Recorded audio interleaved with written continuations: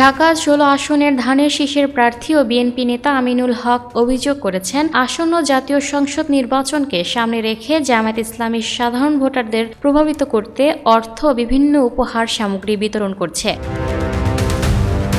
বুধবার নির্বাচনী প্রচারণায় রাজধানীর মিরপুর ১১ এলাকার আদর্শ নগর ও কালশী এলাকায় গণসংযোগকালে তিনি এসব অভিযোগ করেন। এ সময় আমিনুল হক দাবি করেন, পবিত্র শবে বরাতকে কেন্দ্র করে জামায়াতের কর্মীরা রাতের আধারে সাধারণ মানুষের ঘরে ঘরে পোলাওয়ের চাল ও মুরগি বিতরণ করেছে। অসহায় মানুষকে টাকা ও উপহার দিয়ে ভোট কেনার চেষ্টা করছে।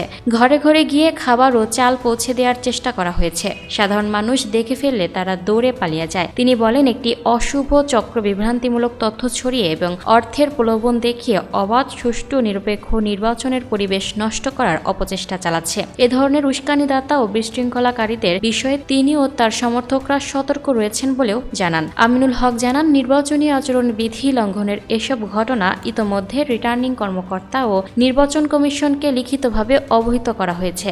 পাশাপাশি কেন্দ্রীয় পর্যায়েও দলের নেতৃবৃন্দ এ বিষয়ে নির্বাচন কমিশনের সঙ্গে যোগাযোগ করছেন।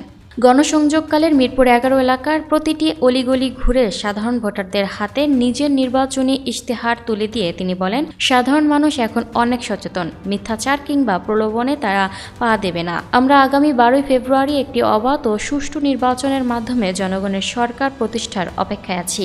এ সময় আদর্শ নগর এলাকায় বিপুল সংখ্যক দলীয় নেতাকর্মী, সমর্থক ও সাধারণ মানুষ আমিনুল হকের সঙ্গে গণসংযোগে অংশ নেন। Lucky Akter, people voice television, Dhaka.